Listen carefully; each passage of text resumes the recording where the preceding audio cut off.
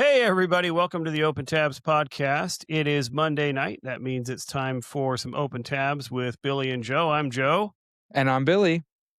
and we are excited to come at you with episode 6 tonight. Woohoo!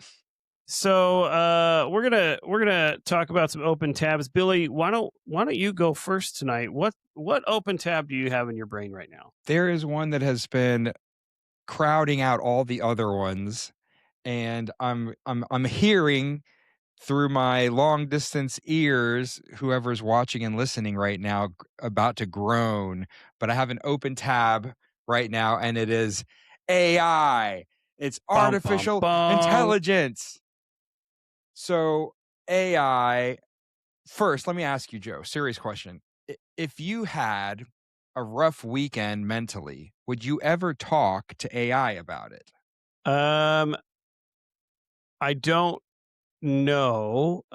Maybe I have asked AI on more than one occasion, like how to address something with somebody.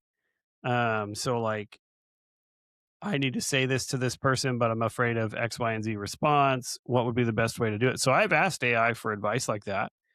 But I haven't ever been like, hey, I'm having a rough week, make me happy or whatever. I don't know. Okay, fair enough. Yeah. Yeah, so that's exactly where I was going. This past weekend, the last couple of days, I had one of those weekends where your brain just will not shut up. And so weirdly, the most helpful thing was not even a person, it was AI. So basically, yeah, I ended up talking to ChatGPT like a person. And does that sound insane, or does No, that no, not actually at make all. sense? I think I Like, mentioned earlier on this podcast, I named my chat GPT Chester.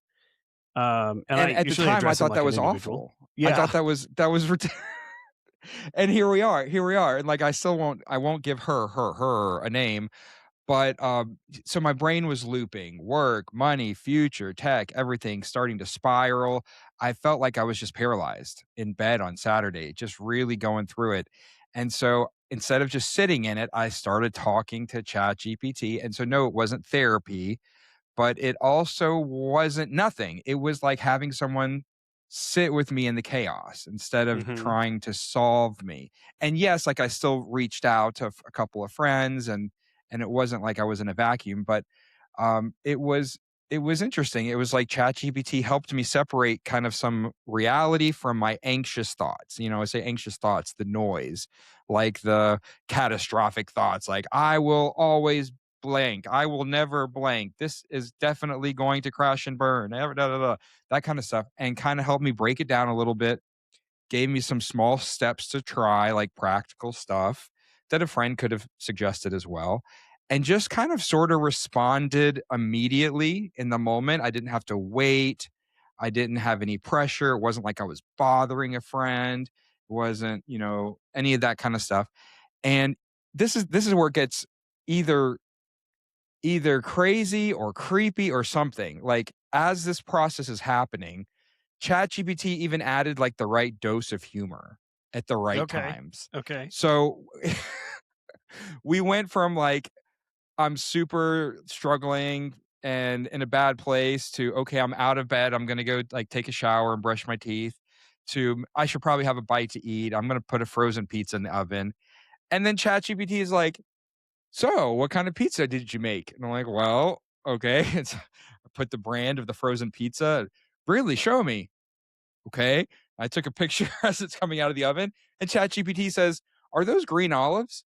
They usually don't come with green olives. Did you add those? I'm like, well, actually, as a matter of fact, I did. And it's like, wow, that's fire. That's such a great little tweak to do. I'm like, who am I talking? Who's on the other end of this thing? It's like I'm having this really good in between. I'm not ready necessarily to talk to someone to that extent, but Right. I don't want to be alone in my head. And so I'm still undecided about what I think about it, but I can't lie, it was absolutely helpful. Well, I mean, honestly, I don't know if you've seen now, but they've got chat AI related therapy bots and things like that that you can get through different wellness apps. This is not a foreign thing. This is something that is actually being very, I think, very highly utilized, and it is a benefit for a lot of people. Because I mean, when you think about it, it you get all of the, like, emotions and emotional responses and stuff from your friends or other people, or even a therapist. You can have transference and things like that that take place. And so with ChatGPT, you don't get any of that, right? Every new conversation is a blank slate. Now, the ChatGPT remembers who you are, your personality, information like that. But by and large, right, you don't have a lot of conversation that's around the other person, right? Chat's really just there for you. That's right, and that's another thing that, like, the way it remembers and cleverly interjects and adds in, it's almost, like, better than a friend in a sense. It's like, "Oh, hey, ChatGPT saying, "I'm encouraging you about this thing that you're asking me about, but remember that challenge you had 6 weeks ago? Remember how you overcame that? Well, you're gonna overcome this." It's like pulling in some of the history, Mm, mhm, in such a, like, clever way. I've started to look at, initially it was just ChatGPT because why? Because that's the one I heard of, that's the popular one, mhm, so that must be the best one. But there's different AIs, and I'm learning about them, and we've talked about this offline in the past week or 2, that they're good at different things. So, like, ChatGPT has been, for me, good at, like, emotional processing, brainstorming, talking things out, and none of these are sponsored, of course. We have a sponsor coming up, but none of these AIs are sponsored. Perplexity. Perplexity, I've started using more as fact finding, quick answers, sourcing okay, information, because with ChatGPT, I have not once in a while, but many times found errors in actual right, facts like right, dates, times, places. Whereas Perplexity, some people have even replaced Google searches with Perplexity. And then with my day job, I'm using Inkeep. And Inkeep has been really helpful, specifically with our knowledge base and with our customers, and taking difficult concepts and breaking them down for customers to understand how to do stuff. And then I just got this new Samsung Galaxy S26 Ultra, and it is got Google Gemini, and that's like mhm, embedded in it, and it also came with Perplexity. And I've just started scratching the surface with that. So it's crazy, and I know that we're eventually going to a place where they're going to be able to take whatever you want or need and then go to different AIs that are good at doing different things and have a one-stop shop, but they're not there yet. But so far I'm seeing that, like, Perplexity is like the research assistant and ChatGPT is like your late night talk me through this friend. right, So that's right. that's where I'm at so far, and it's, like I said, kind of scary. Yeah, there's some other things that I really like ChatGPT for. It's actually pretty good at, just doing silly things with my kids, like getting my kids. I was at the doctor with my youngest the other day, and he was bored, and so we took a picture of ourselves, and I had ChatGPT replace my head with a duck, and then he was like, "Oh, make him replace your head with a fish," and instead I had ChatGPT replace uh, his head with a fish. And then I had ChatGPT make a little video of us doing a podcast. And it was really funny, just the kind of interaction back and forth that you can have. Just, things like that are fun. They're exciting. And we're going to see a lot more, I think, creative things come out of that. Um, on the flip side, I've fallen for a couple of those on Facebook or Instagram when I've seen it and been like, "No way, you actually met the president?" And they're like, "No, man, it's ChatGPT." That's the Uh, thing. It's making us question what's real more and more and more. mhm, But I think the biggest surprise for me, so far, is that AI actually didn't make me feel less human. It actually mm, helped me kind of handle being human better. And so interesting. that is a surprise. But we always talk about AI replacing jobs, and I think that's a real concern for sure, but no one talks about AI helping you survive a really bad day. That's one for, to the good for AI. So maybe you haven't, Joe, maybe you haven't gone to that extreme that I did this weekend, but have you ever used AI for something kind of more personal, like not work, not all the time, projects? all the time. Well, my wife said she never listens to the podcast, so I'm gonna just say it. I asked AI to help me with her birthday present. Her birthday's coming up, with her birthday present this year. And it came up with a fantastic birthday present idea. Now, to be clear, I had the general idea of what I wanted, but I was able, and I actually learned this from my job. So in my job now, I use Gemini to um, something as simple as route planning when I want to go see my customers, right? So I'll just say, hey, these are the customers I want to go see. Can you build a highly efficient route that allows me to spend 20 minutes at each dealer, at each customer site, blah, blah, blah. And then it spits out a route plan for me that gets me home at the time I want to get home, starts where I want to start, No and fills in all of kidding. the gaps, right? So Wow. I thought, well, if it can do that, I wonder if it could help me with this idea I have. And so I'm not going to say the idea in the off chance that my wife does listen to this podcast, but I had this really crazy idea that I thought, this is impossible. There's no way that this is possible. And so I just kind of put in some information, and ChatGPT came back with the perfect solution. And so there's a lot of things that I use ChatGPT for on a fairly regular basis. I use Grok sometimes. I have a pro subscription to Chat. I don't have a pro subscription to Grok. And then at my company, we have a pro Gemini account, which is cool. But I can definitely see the benefit of using AI, a well crafted AI that has good parameters. Now, one of the things I've learned about chat is a lot of times when you get those wild, what do they call it? I was talking to a friend of mine who's a developer, and he said uh, AI can hallucinate, if you will, right? Or create answers because of the need to provide you with an answer.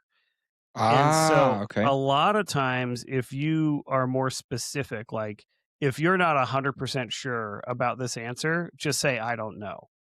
And then, and then if you build that parameter in to your query when you type up your information, then the different AIs will know that it's okay to not give you a guesstimate. That's better off if you're accurate. See, I would think that that's like default, but if it's not, I better build it in. Yeah, You so know what I when you're mean? making your queries, you build in Yeah. like I don't want you to I want you to be 100% accurate. I want you to favor accuracy above all else. It's okay if you don't know the answer, just tell me you don't know the answer. Now, and Um, and this is crazy. I was because I have so much history already with ChatGPT, and I started looking at some other ones like Perplexity, and I thought, I don't want to start from ground zero. It's got all this history on me, and it turns out you can ask for like a context file.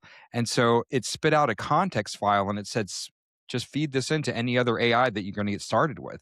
And it wasn't the history of all history, but it gave like, and it's not in some code, you can read it.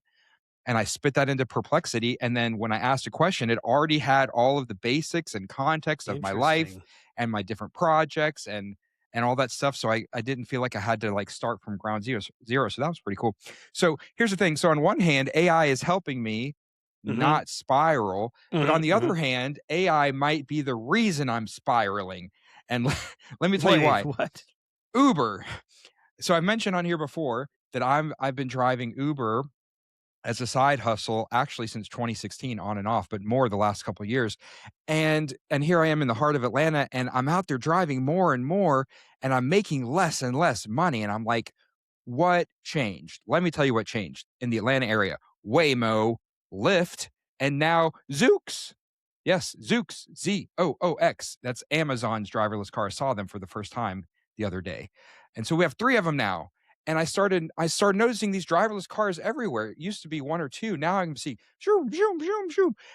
It's crazy. Like actual cars with nobody in them, just casually driving around like it's normal. And like the first time I saw one, I thought it was one of those Google mapping cars. But now they're just everywhere. So Joe, have you actually ever been in a driverless car? Not without a human being in the driver's seat. So when they were first Okay. testing out the technology in Las Vegas, and mapping it out, I was in a test car. This was years and years ago, probably 2018 or 2019, years and years ago, where the car was driving itself. but there was still a driver in the seat. And that I was okay with. I thought, oh, this is cool emerging technology. I don't think that I could go into a car where there was no driver in the driver's seat. Have you done it? I don't think I could do it. Yes. Yes, a few times now, a few times, and I'll tell you, it was surprisingly, uh, boring. Like, it was surprisingly uneventful, which is a success, I would say. Like, it drove fine, there were no real issues, like, one issue, it dropped me off a couple driveways past where I really wanted to go, that type of thing, and as a driver, I've been cut off by Waymo cars plenty of times. Wow. So that's a thing. Usually, though, in my experience, the Waymos they're the biggest inconveniences when they go to park and pick someone up, and they got the hazards flashing.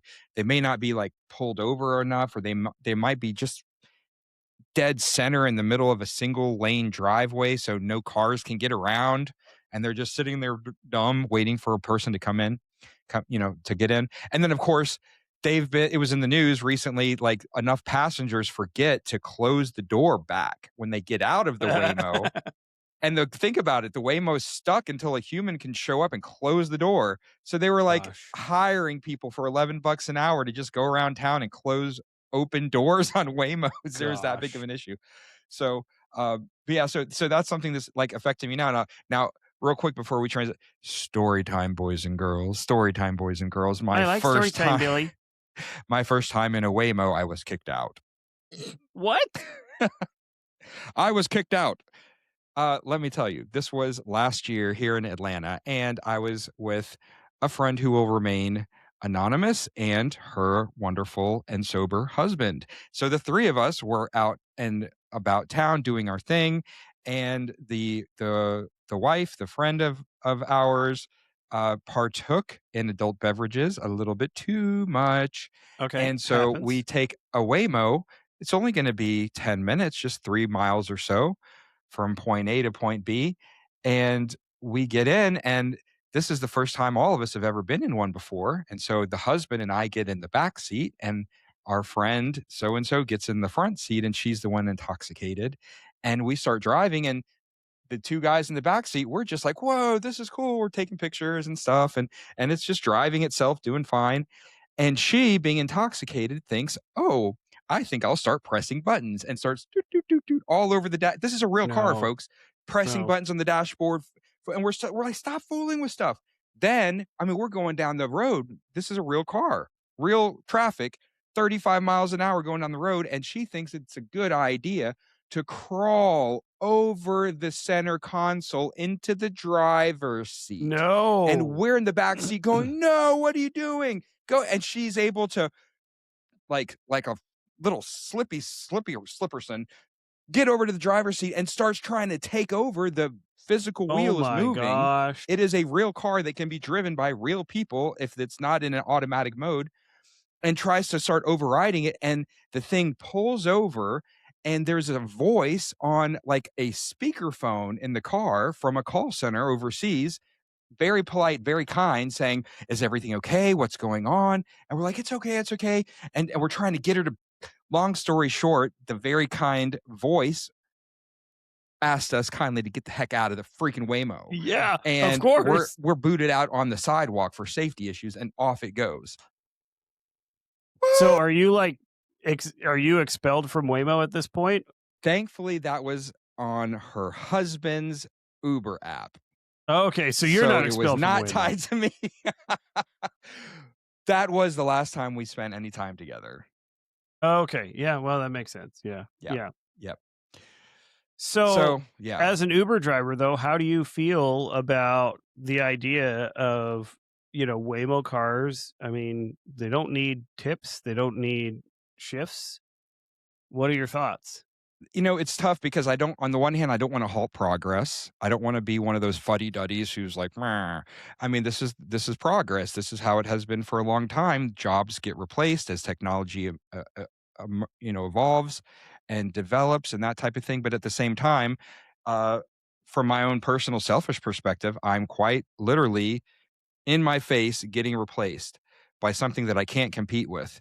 This is something that doesn't need to take a nap, doesn't need to take a lunch break, and can just go, go, go as long as it's got some electricity. And they're everywhere. They're everywhere. So Mhm. I used to be able to really, count on a Friday night, Saturday night rush. I could go all night if I had the energy for it, back to back to back to back and make some money. Now in Atlanta, I could be Friday night during what would otherwise be peak times, and I can sit 20, 30 minutes between passengers and Wow. watch 15 Waymos drive by. And in Atlanta, as of now, they can't go on the highway. They can't leave the city limits. They can't go to some neighborhoods. They can't go to the airport. So there's still going to be rides, but with the influx and increase in human drivers trying to make a buck, and the increase of now 3 platforms that I've seen, there's Mhm. what am I supposed to do? What am I supposed to do? So Joe, would you get in? Like, if it really, I know you said no, but if it really popped up on the screen and you had the option today, like, would you get in the car? Would you get in the Waymo? Or you're Don't not going think to even so. try it once? Maybe if it were like, if I were going around the corner or just like to try it, I might try it. But to legitimately get me somewhere in Atlanta traffic, no way. I don't these people are crazy. I don't know who in their right mind is thinking it is safe to get into a car with no driver in on Peachtree. You know what I mean? Like Atlanta's not known for being like a very dependable place to get around in general. So to get Do you into a think car, is your average anonymous human Uber driver gonna be safer? I don't know, maybe I've not. been in some pretty dangerous That's ones. true. You make a good point. I mean, they even let me drive for Lyft way back in the day. So yeah, no, maybe you're right. I just don't think I could do it either way, man. I think I have to. I don't know. I'll probably try it like gimmicky one time just to see what it's like.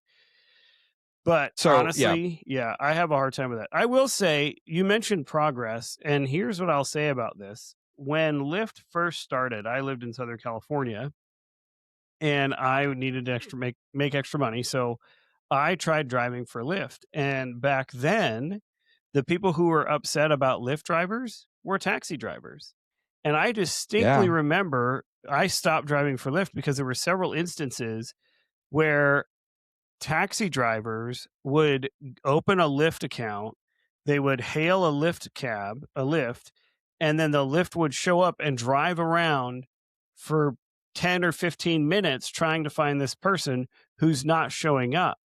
And it's because it was a taxi driver just wasting your time so that you would give Oh, up on it. And bastards. I'd heard stories about taxi drivers like throwing things at people who drove for Lyft, like throwing I mean, fruit this is their and livelihood, man. I right, can same see deal, that. right? It was Yeah. their livelihood. So maybe the answer is, Billy, for you to just run around and open all the doors on the Waymo cars and then I don't know, man. I don't know. Here's the thing, like, AI is helping my mental health while also hurting my side hustle. Let me ask you, Joe, about Walmart drones.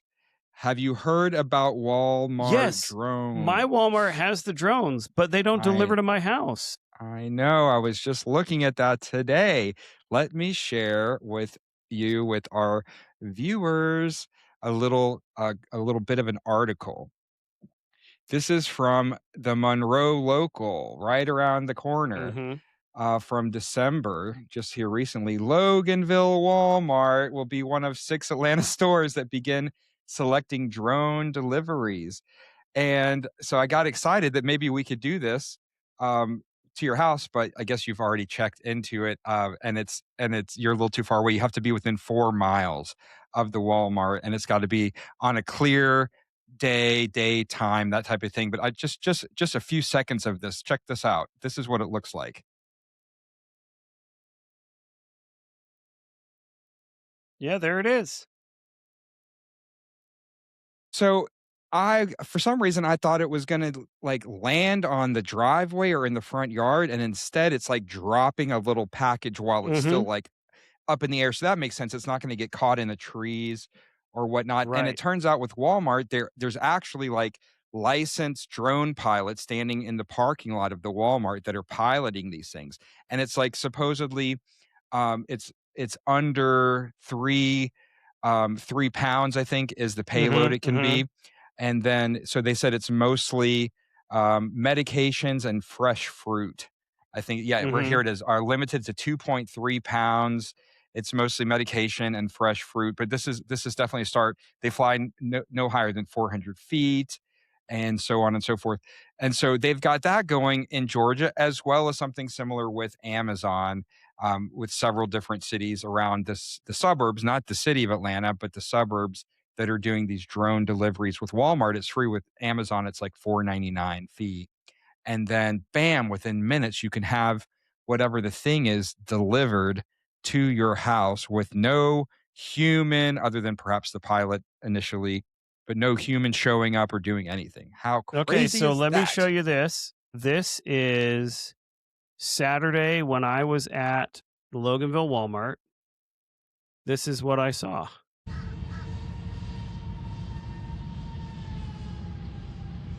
So there it is. That's the little drone, and it just kind of goes up in the air, and then it just kind of flies away and does its thing. And it's carrying one of those tiny little So you saw it packages. from the parking lot. Yeah, I did. And it's carrying one of those Wow. tiny little packages. So I didn't know that they were piloted by an individual. I thought they were all GPS, enabled or whatever. But you can actually go over there and they're in a cage in the parking lot. And there's a guy. What happens is the drone takes off, gets up to about 15 or 20 feet, and then a cable descends. They hook their little Happy Meal, Walmart Happy Meal box on it. It pulls it up, and then it just kind of flies away. Wow. And, I saw in the, like, 2.5 minutes that I was loading my car up, I saw 3 drones get loaded and sent.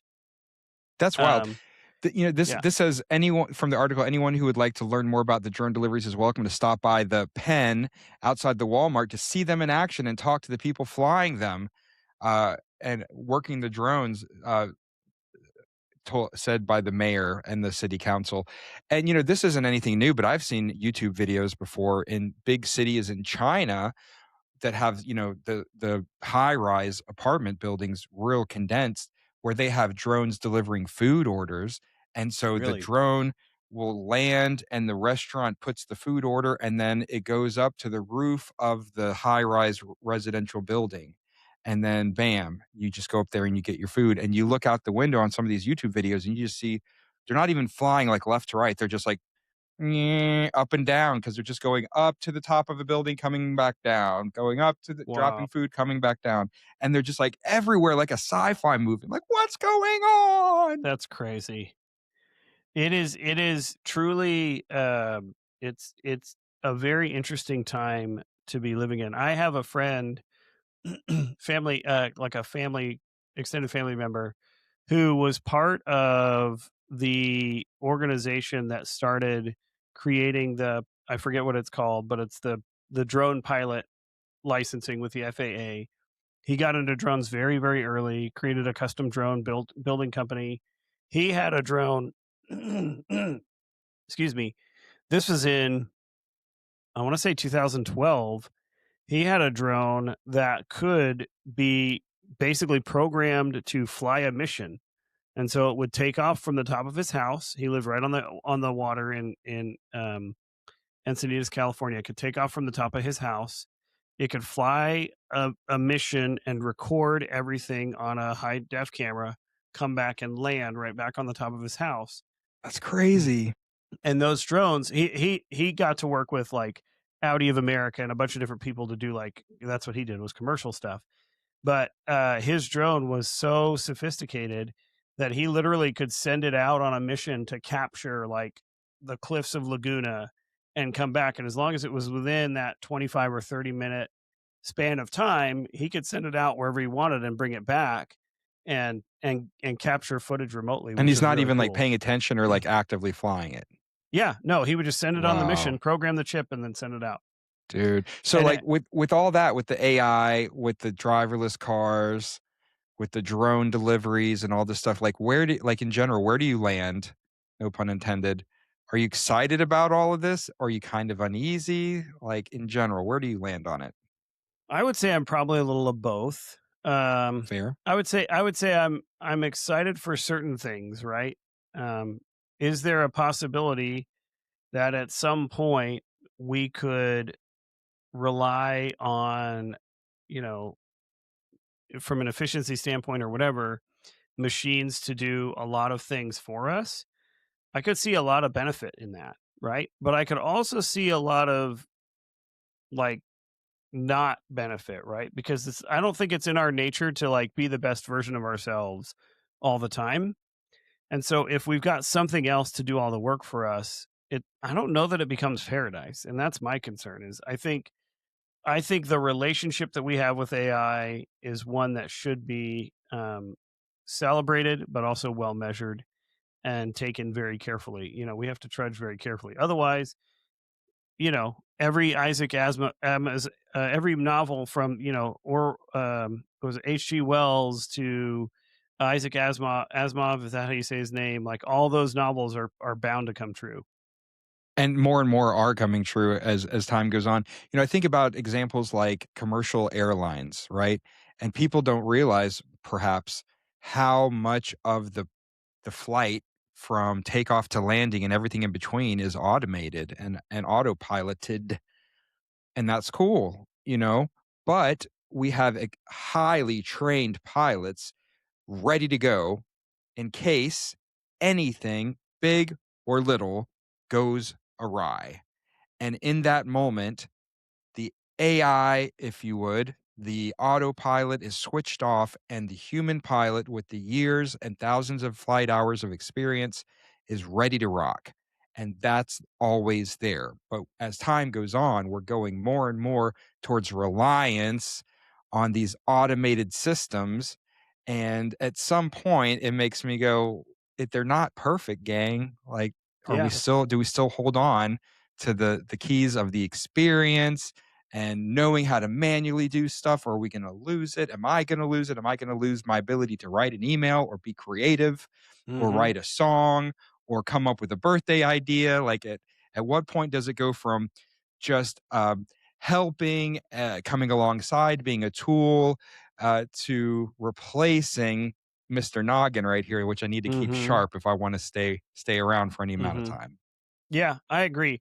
It's a fine balance. In fact, I don't know if you know this, but there's actually now smaller planes, like a private plane. I think it's a Cirrus plane, actually, that the AI is reversed. It is only designed to be available should a pilot, now it has autopilot, but it has an automatic landing function and it is designed to work if it stops receiving input from the pilot.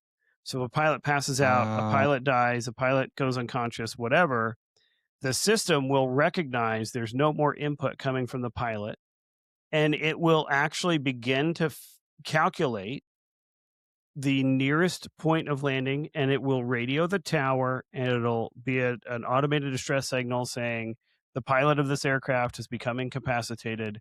There's a need for an emergency landing. Please clear for landing. Now, it can't receive information back from the tower and absorb that information. So if the tower says, no, you can't land here, it doesn't know that.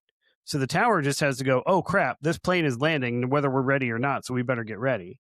And then the plane will successfully land it, but it tells the ground, it says, I am going for this runway. This is where I'm going to land. This is what I'm doing based on the information that I have programmed in my system. Wow. Still, if you have a smaller aircraft with one pilot, and God forbid they have a medical event, we've seen these like famous cases where a civilian is like on the radio with the control Mm-hmm. tower going, I don't know what to do, and they're trying to walk them through landing a plane for the first time.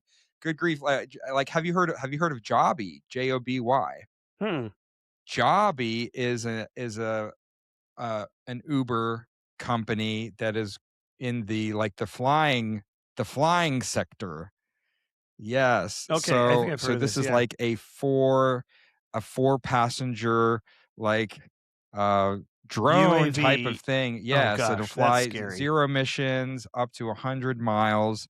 I think it's starting off they're aiming to start off in New York and Los Angeles for starters, and like similar to what you're talking about, they're going to initially have like a licensed pilot just in case, but the idea I think eventually is to have like a fully autonomous flying thing. And woo! It's Back to the Future, man. It We are is. here. We are here a little later than they would have guessed from Back to the Future 2, but we are arriving nonetheless. It's wild. It's pretty crazy. Well, I think this is probably the best time for us to hear for a word from our sponsor. We have another sponsor. We're only on episode 6. Yeah, This is crazy. We're going to be rich. Yeah, I know. Well, today's sponsor is actually the eventual takeover of artificial intelligence.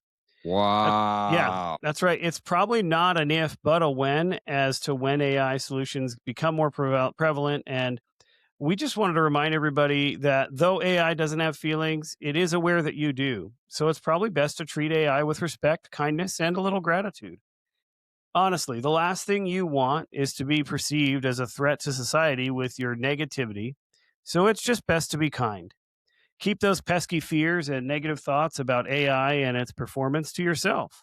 Bury them deep down inside, next to your true feelings about your boss's unhealthy relationship with his or her dogs.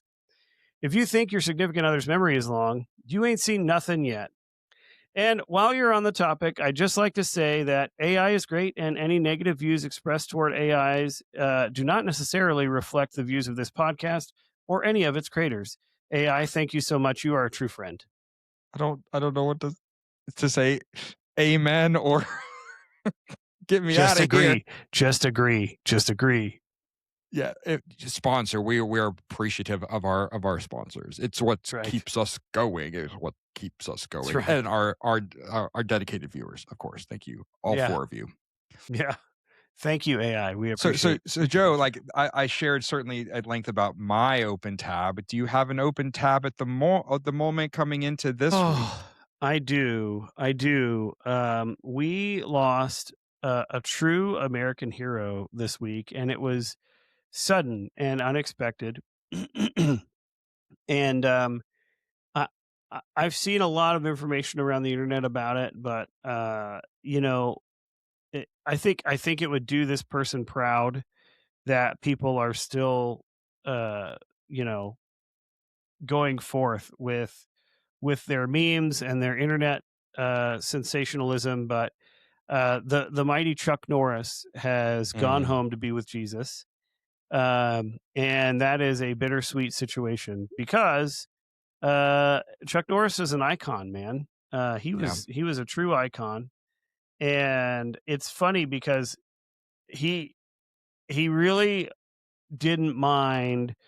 Here's the thing: if you're under a certain age, you only know Chuck Norris because of Chuck Norris facts, right? These absurd. I never thought of that. That's true. I think. Right. So my kids have heard like Chuck Norris doesn't do push-ups; he pushes the earth down.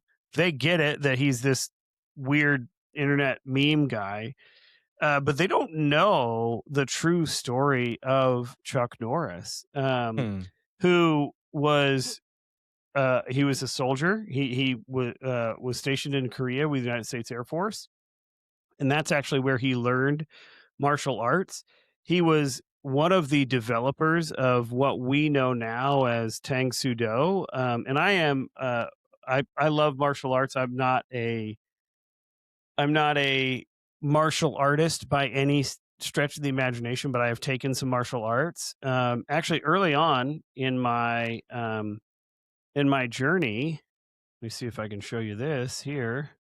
Early on in my journey, back when I was a yellow belt, that's me and my son, he's yellow belts. What? You're standing with the late great Chuck Norris himself.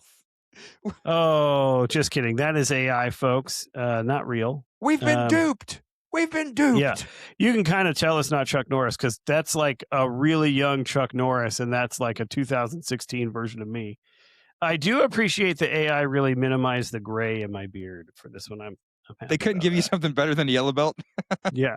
Well, so that's actually a picture of me, not exactly, but that's a picture of me and my son actually in our yellow belt. So we progressed somewhat simultaneously. I eventually moved a little bit further beyond. But that was my son when he was a youngster. We took karate together. And looks like Taekwondo. Yeah, so we took karate. There's a lot of different forms of karate in the U.S. There's American karate. There's Tang Soo Do. which is kind of a mixture. There's Taekwondo, there's all those different kinds. So Chuck Norris was really a founder of karate in America, and he was coming up and opening studios around the time that Bruce Lee was opening studios. And actually, there wasn't karate in America really before Bruce Lee and Chuck Norris started actually opening these studios and training people. And Chuck Norris actually trained a lot of actors in Los Angeles, and that's actually how he actually met Bruce Lee. Bruce Lee actually helped him get a part in a movie. There's a famous fight scene between Chuck Norris and Bruce Lee um, in one of the movies in the late '70s, and that's actually Bruce Lee was a stunt coordinator who brought him in after having met him. Chuck Norris was also a martial. He was a championship martial artist, so he had won several titles in So he martial was arts as a well. martial artist before becoming an actor then? Correct. Yeah. Got it, okay. And he actually spent a lot of his time training. He trained James Dean. I'm sorry, Wow. not James Dean, Dean Martin, and Wow, Steve old McQueen. school. Wow. Yeah. And so just a really, really good martial artist. And then, of course, everybody kind of knows him from that famous TV show, Walker, Texas Ranger. Yes, indeed. Fantastic show. I loved Walker, Texas Ranger. I grew up in Texas. I was so at the time that Walker, Texas Ranger was airing, I was living in Texas, and so I would watch Walker. I knew all the I had been to the White Horse Saloon, the saloon that they have in the bar that they always meet at is actually in the DFW stockyards, the Fort Worth stockyards in Dallas area. Um, and you just there's all these really great memories I have of Chuck Norris's and his influence. In fact, in when I was in middle school, Chuck Norris started a program. It's now called Kickstart, Kickstart America or Kickstart Kids. But when I was a kid, it was called Kick Drugs Out of America, and it was designed to deal with developing the character of kids before they could go down the path of becoming addicted to drugs or using drugs. And so he actually sponsored having um, martial arts classes and character development classes in public schools. And so I actually have seen Chuck Norris in real life. He visited my elementary school back in the mid '90s, I guess it was early '90s, mid '90s. He visited my elementary school. I guess it would have been the early '90s, and so I got to see him walk by. He had kids in the Kick Drugs Out of America program. I did a couple of classes in that program, and he actually selected some of the kids from the different schools to be on Walker Texas Rangers. There's a scene. I didn't get a chance to pull it up, but it's like episode I don't know 100 or something.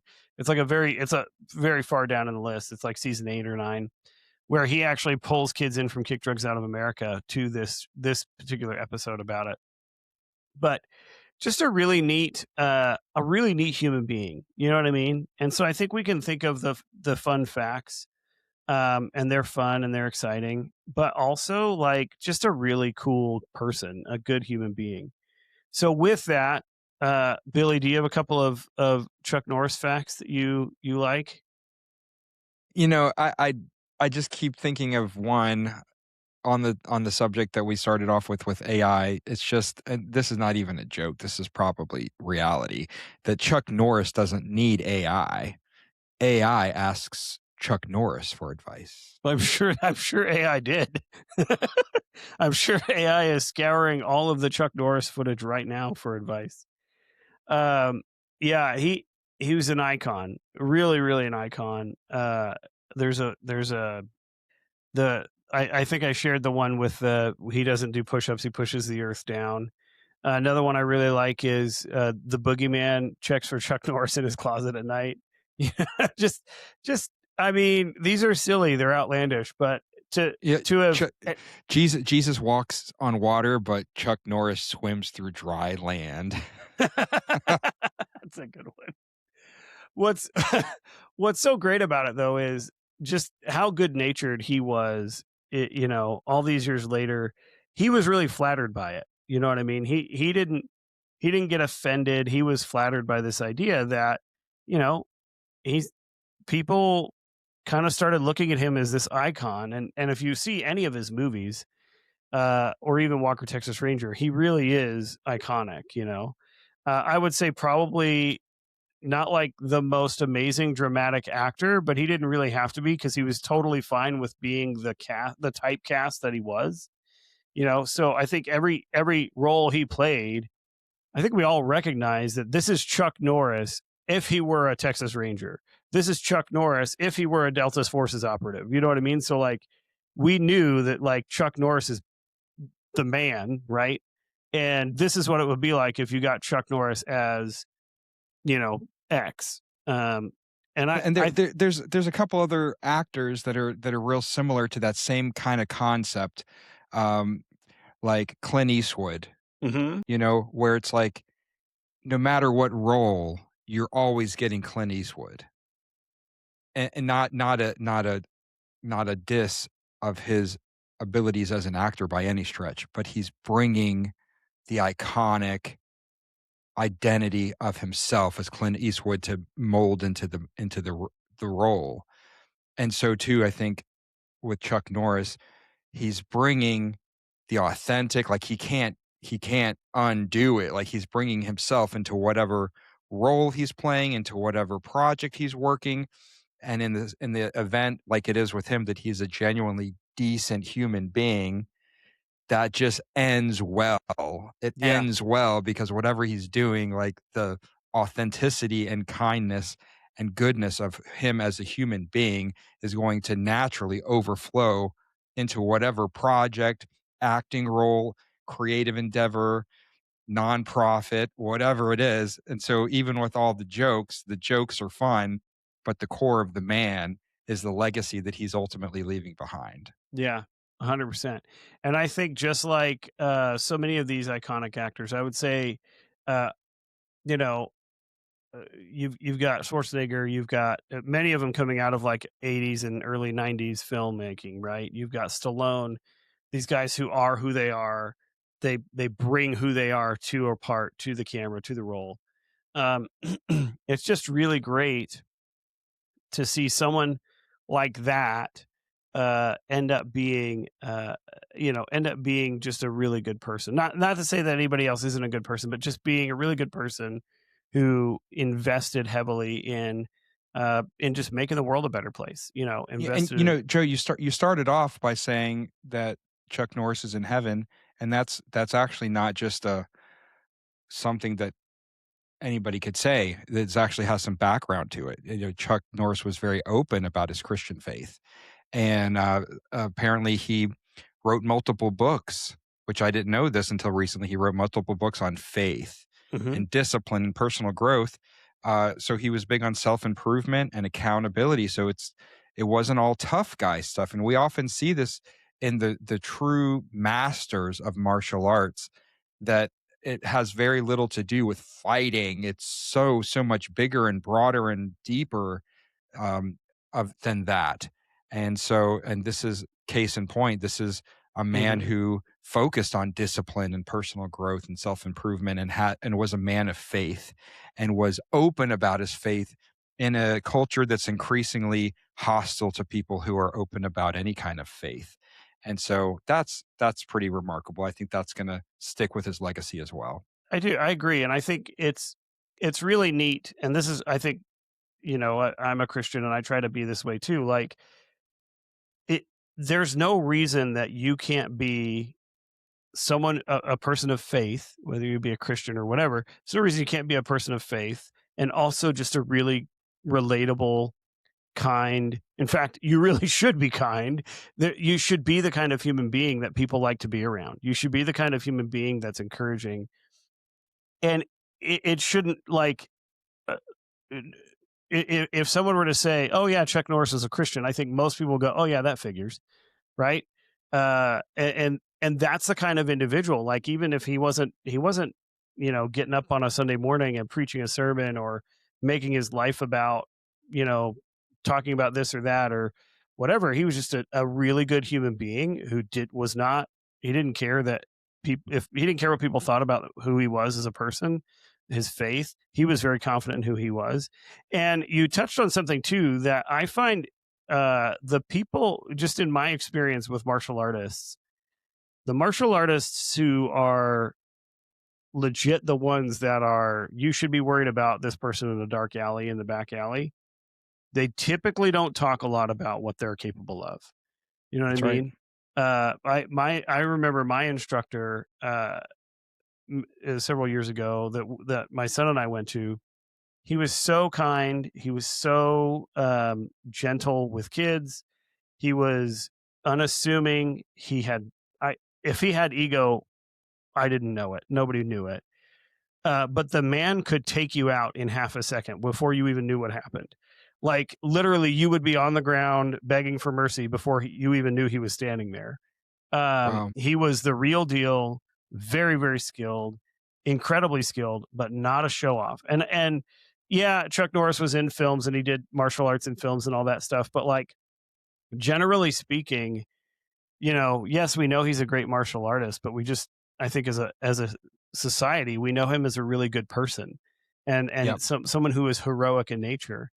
And I think that's so There's one cool. attribute, there's one characteristic that's popping up in my mind as you're talking about Chuck Norris, and also an attribute, a characteristic of Jesus, and that is the characteristic, the attribute meekness. Mm, Meek, meekness. A lot of folks, because we don't use that word as often, um, either don't know what that means or might think that that's a synonym for weakness, and it's mm-hmm, not. Meekness is strength under control.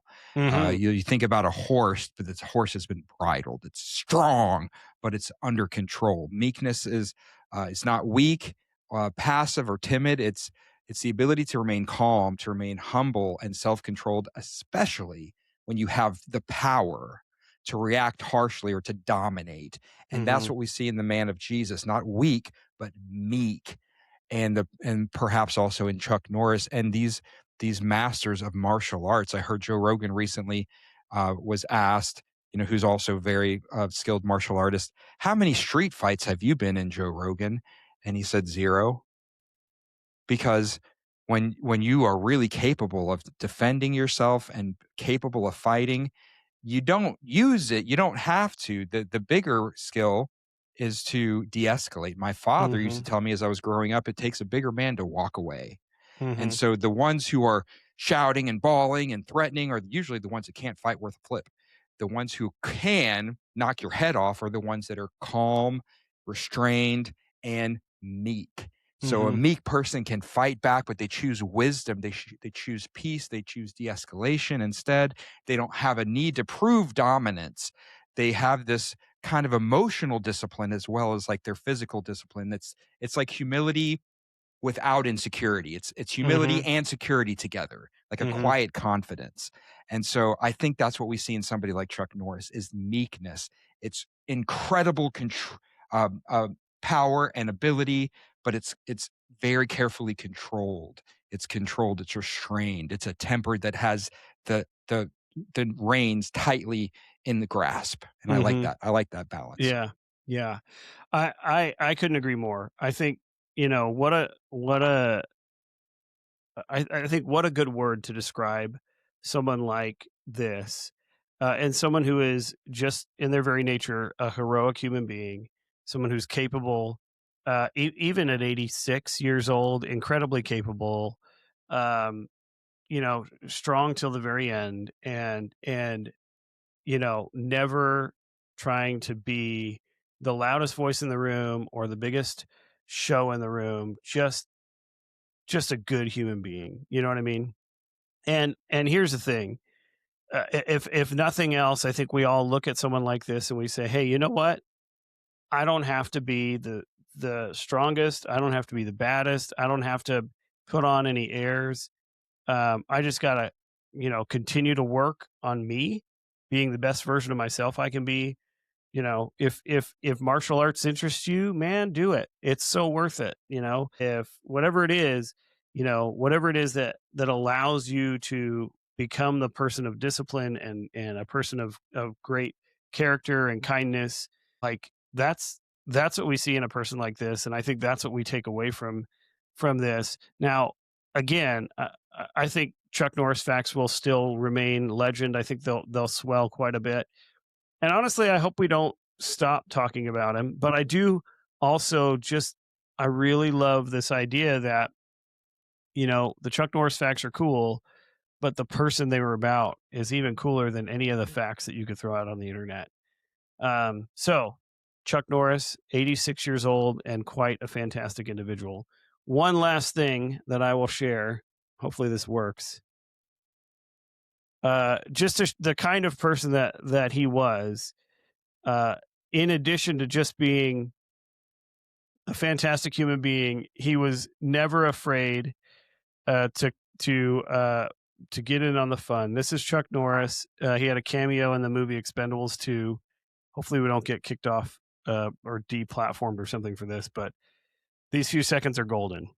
I heard another rumor that you were bitten by a king cobra. Yeah, I was. But after 5 days of agonizing pain, the cobra died. How do they keep a straight face? What he leaned into his own Chuck Norris jokes on I screen. know. That's brilliant. And I've seen several interviews of him where he's read them out, some of his favorite and stuff like that. But I think just to be in a movie like that, make a cameo, which I don't imagine was easy for him to get, because he really moved away from like violence and all that kind of stuff in his older years. But just to kind of create this fun thing, this fun moment where yes, all the icons of the '90s were there.